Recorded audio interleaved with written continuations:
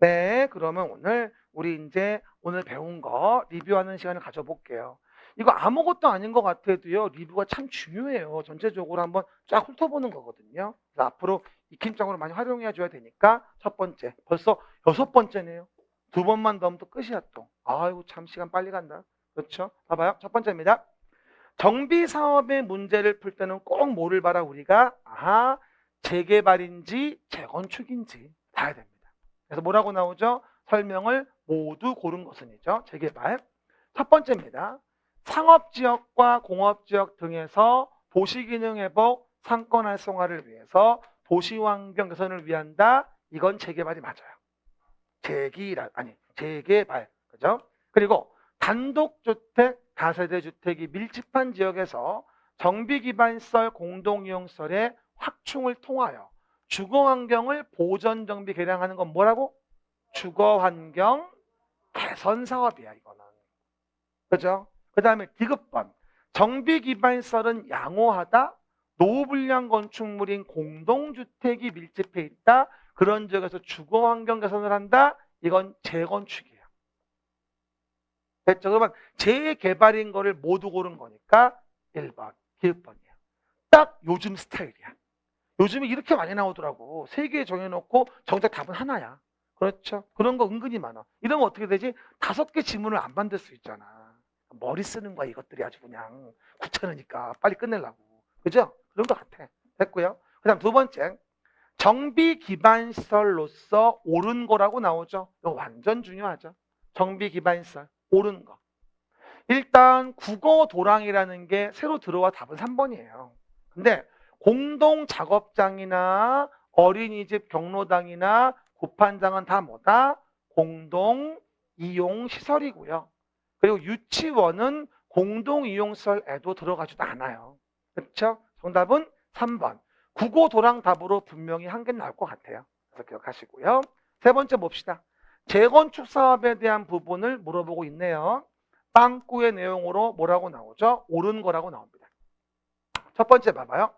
인가받은 무엇에 따라 주택 부대복리 오피스텔을 건설하여 공급하는 방법으로 시행할 수 있다. 뭘까? 관리처분 계획이죠. 재건축은 관리처분 계획에 의해서만 할 수 있는 거니까. 그럼 두 번째, 오피스텔을 건설하여 공급하는 경우에는 국토계획법에 의한 준주거 상업지역에서만 건설할 수 있어. 준주거 상업지역에서만. 그래야 효용과 수요가 있을 테니까. 그리고 이 경우 오피스텔 면적은 전체 연면적의 30% 이하는 돼야 되거든요. 이해갑니까? 정답은 1번. 관리처분계획 30%. 됐습니까? 얼마 전에 기출대원계도 이해하고요. 제가 앞에 관리처분에 대한 부분의 시행 방법까지 같이 물어본 거야. 그렇죠? 오피스텔 기억하시고요. 오얘기. 네 번째. 요거 신설된 거 아까 얘기한 거 공공재개발 사업에 대한 부분. 시작. 공공재개발 사업의 예정구역에 대한 것 등의 해제와 관련된 걸로 요번에 4월 13일 날 추가된 거. 옳은 거는 했습니다. 예정구역에서 정비구역은 2년, 정비구역에서 시행자 지정 안 된 거는 1년. 그거 얘기하는 거예요. 그럼 조문 읽어볼게요. 일단 내용에서 본다 한다면 공공재개발 예정구역이 지정고시 되고 나서 몇 년? 2년. 2년이 되는 날까지 공공재개발 사업 예정구역이 공공재개발 사업을 위한 정비구역으로 지정되지 아니하거나 공공재개발 사업 시행자가 지정되지 아니하면 그 2년이 되는 날에 무슨 날? 다음 날에 공공재개발 사업 예정구역은 지정을 해제하여야 한다. 지정권자는. 이해가셨죠? 2년. 그 다음에 니은번. 그럼 니은번의 내용을 보시면 정비계획의 지정권자는 공공재개발 사업을 위한 정비구역을 지정고시한 날부터 1년이 되는 날까지 시행자 지정되지 아니하면 1년 되는 날 다음 날에 공공재개발 사업을 위한 정비구역의 지정은 해제해 줘야 됩니다. 그럴 때 지정권자는 기흥, 니은 모두에 대해서 뭐가 되죠? 1회 한해 1년 범위 내 연장할 수 있는 거니까 그 부분들 이해해 주시고 정답은 몇 번? 2년, 1년인 거죠. 만약 이게 우리 이게 공부 안 했는데 문제가 나오면 정말 열받는 거야. 뭘 물어보는지를 모르는 거지. 혹시나 해서 내가 내주는 건데 누가 또 알아? 출제위원이 내 동영상 보고 낼지? 아무도 몰라. 봐봐요. 그 정도. 그 다음 5번입니다. 재건축 안전진단. 시작. 그럼 재건축 사업은 다른 사업과 달리 안전진단을 거쳐야 됩니다. 근데 안전진단 대상에서 제외할 수 있는 걸 물어봤는데 틀린 걸 고르라고 합니다. 그럼 물어볼게요. 천재지변 등이다. 붕괴됐다. 그런데 신속히 추진할 필요가 있다고 입안권자가 인정했다. 이미 붕괴된 거 진단을 뭐 하려고 해? 그죠? 두 번째. 구조안전상 사용금지가 필요하다고 입안권자가 인정했다. 당연히 위험하니까 할 필요 없는 거야. 세 번째. 노후불량 건축물 수에 관한 기준을 충족한 경우 잔여 건축물이면 굳은 거야. 묻어가면 돼. 이미 노후불량 건축물 수의 3분의 1은 만족이 됐으니까. 네 번째, 이거 잘 봐봐. 건축물 부속 토지 소유자 10분의 1 이상의 동의를 받아 안전진단 실시에 제외를 요청하는 게 아니지, 이거는. 안전진단 실시를 요청하는 거지. 안전진단 실시를 제외를 요청하는 게 아니지. 이거 정말 잘 만든 것 같아. 나 혼자 막 감탄해서 만들고, 우와. 그렇죠? 그래서 답은 4번. 실제 나오면 맞추기 힘들어요. 10분의 1만 보거든, 사람들이. 10분의 1 맞는데? 맞기면 개뿔이 뭐가 맞아. 그렇죠? 그 얘기. 그리고 내용에서 시설물 안전 및 유지관리특별법 시설물로서 지정받은 안전등급이 D등급이야. 그러면 다른 법에서 이미 받은 등급이 D, E 이러면 이 법에서 또 할 필요 없어. 됐습니까? 정답은 4번. 아주 뭐 그대로 나와도 땡큐야. 6번입니다. 정비사업의 시행자에 대한 설명 틀린 거. 6번 문제도 아주 좋아요. 봅시다. 주거환경 개선 사업은 저소득 주민분들이기 때문에 토지 등 소유자나 조합이 사업을 시행할 수는 없어요. 그럼 물어봅시다. 주거환경 개선 사업은 누가 시행한다? 시장 군수 등 LH 등이 시행을 하는 거예요. 그렇죠? 됐고요. 두 번째. 토지 등 소유자가 20인 미만이면 재개발 사업은 토지 등 소유자, 재개발, 제발 좀 기억해. 난 걱정이 되니까 토지 등 소유자 20인 미만 재건축이라고 나올까봐 내가 불안해 죽겠어. 틀리면 어떡해. 맞출 게 별로 없는데 그거 틀리면. 그렇지? 어쨌든 반드시 기억해. 됐고요. 세 번째. 해당 정비구역에서 토지 면적, 토지 등 소유자인데 군수가 사업을 시행하려면 이게 앞뒤가 바뀌어야 돼요. 여기는. 앞에가 2분의 1, 뒤에가 3분의 2야. 이건 정비사업이니까. 개발사업은 앞쪽이 3분의 2거든. 토지 중심이니까. 지금은 토지 중심이 아니야. 그래서 공공재개발 재건축이 이루어질 때 이에 대한 동의에 대한 부분에 대해서는 면적의 2분의 1, 토지 등 소유자 3분의 2가 돼야 돼요. 앞뒤가 달라 이게. 요걸 내가 일부러 낸 거야. 그렇죠? 좀 민감하지만 좀 알았으면 좋겠어. 알겠습니까? 그 얘기. 그 다음에 4번에서 시장 군수 등은 재개발 사업의 조합 설립을 위한 동의 요건 이상 해당하는 자가 누구를 신탁업자를 시행자로 지정하는 것에 동의한 때에는 신탁업자가 시행케 할 수 있고, 그리고 55페이지 오른쪽 밑에 있는 거지. 시장 군수 등이 재개발 사업의 시행자로 지정고서 됐다면 다음 날 까먹지 말고 조합 설립의 인가는 취소된 걸로 보지. 여기는 다음 날이 있어. 공공의 자가 시행자가 된 경우 등은 뭐가 된다? 취소된 걸 보는 간주하는 것도 다음 날이야. 알겠습니까? 55페이지 맨 밑에 오른쪽에 있으니까 기억하시고. 그 다음에 7번 문제 봅시다. 정비조합의 내용에서 뭐가 된다? 임원과 관련된 부분이 있습니다. 그럼 정비조합의 임원에 대한 설명으로서 틀린 거라고 나오죠. 요번에 임원 문제도 완전 베스트예요.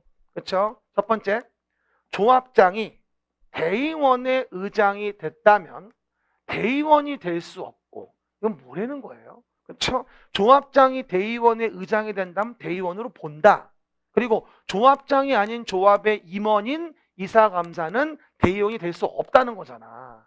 이거 신설되고 아직 안 나왔어. 답은 1번. 됐죠? 해당 등 틀린 거. 두 번째. 조합장은 선임일부터 관리처분객 인가받을 때까지 정비구역 거주해줘야 되고 임원의 임기는 3년 이하 범인의 정관 정하되 연임할 수 있다고 했고 그리고 결격사유 이 법을 위반하여 벌금 100만 원 이상의 형성고를 받고 10년 지나지 않은 자는 임원이 될 수 없다. 땡큐. 벌금 100만 원 10년. 요거 5년이었다가 10년 됐으니까 까먹지 말고. 그리고 투기과열지구에서라고 한다면 재건축이면 언제? 아직까지는 조합 설립의 인가 후. 시작. 조합 설립의 인가 후부터는 건축물 등을 양수한 자는 조합원 될 수가 없죠. 상속 이혼 등은 제외한다고 내가 위에 써놨으니까. 이해 가시겠죠? 답은 몇 번? 1번. 8번입니다. 아까 얘기했던 거. 국민주택 건설 계획에 대한 부분으로 뭐하죠? 85 이하 지어서 인수자인 특별시장과 구청장한테 인수시켜가지고 걔네가 임대로 쓸 수 있게 해주는 거. 그거 얘기하는 거죠. 그러면 공공재개발, 시작. 공공재개발입니다. 용적률 완화, 주택건설 비율, 빵꾸 내용으로 옳은 거. 첫 번째 읽어봐요. 공공재개발 사업의 시행자는 공공재개발 사업을 시행하는 경우 국토계획법에 불구하고 지방도시계획위원회 등의 심의를 거쳐서 법적 상한 용적률의 100분의 120. 이걸 뭐라 불러 우리가? 법적 상한 초과 용적률이라 불러. 까지 건축할 수 있다. 그러면 3종 일반이 300이 최대인데 거기에 1.1을 곱해주니까 360까지 허용한다는 얘기잖아. 이걸 법적 상한 초과 용적률. 그러면 그렇게 인정해 줬다면 법적 상한 초과 용적률에서 정비계획 정하여진 용적률을 빼. 그러면 360에서 100을 빼준 거야. 아까 설명했다시피. 그럼 뭐야? 완화된 용적률의 얼마? 20 이상 50% 이하. 대통령령 정하는 비율에 따라서 앞에 뭘로? 국민주택 규모주택을 건설해서 인수자에 공급해라. 그럼 뭐다? 인수자인 국시도, 시군구, LH 등은 이걸 뭐가 되죠?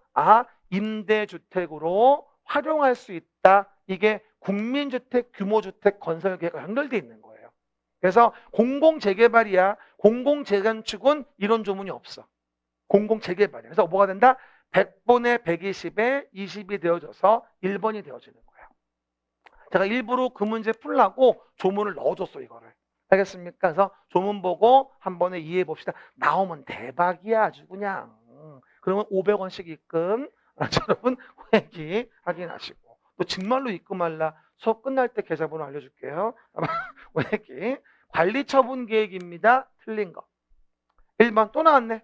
토지 등 소유자 1인이 시행하는 재개발은 120일 이내에 일간신문에 공고는 필요 없어요.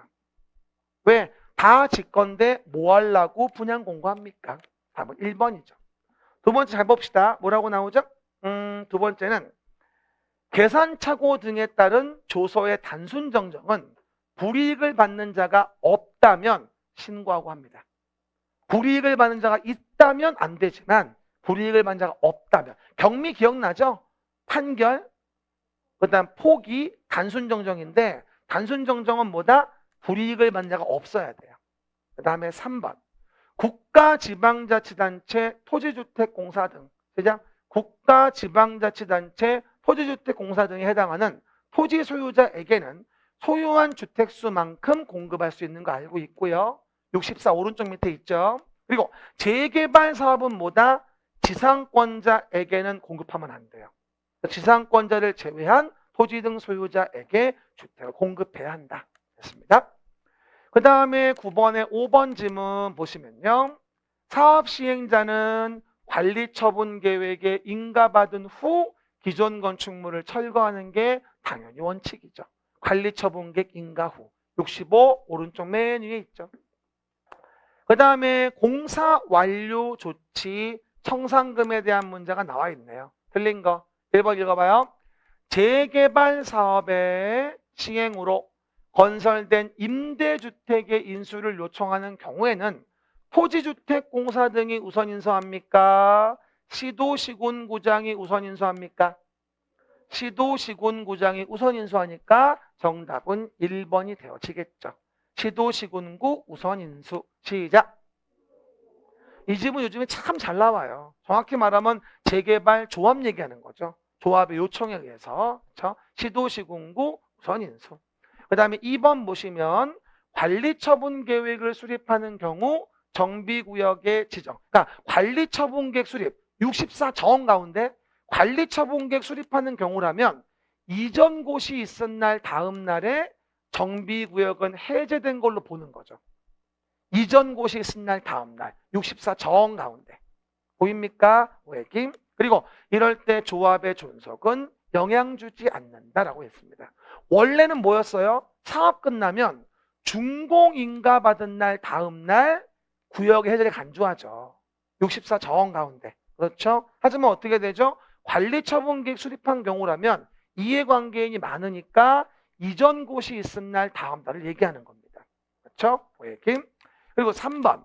조합은 공공이 아니기 때문에 조합원이 청산금을 납부하지 아니하면 시장군수 등에게 징수를 위탁할 수 있는 거예요.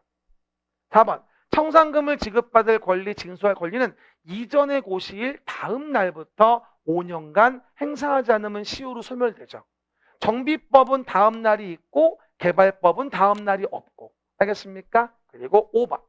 정비사업을 시행하는 지역 안에 있는 토지 또는 건물의 저당권을 설정한 권리자는 청산금을 지급하기 전 압류 절차를 거쳐서 뭐하죠? 거당권 행사할 수 있다. 다른 말로 뭐라 한다? 물상대위를 인정한다고 얘기를 하죠. 이래서 우리가 오늘도 보람찬 하루를 마치고요. 정비법에 대한 내용을 샅샅이 정리해 봤습니다. 다음 주는 건축법 좀 보겠습니다. 수고하셨습니다.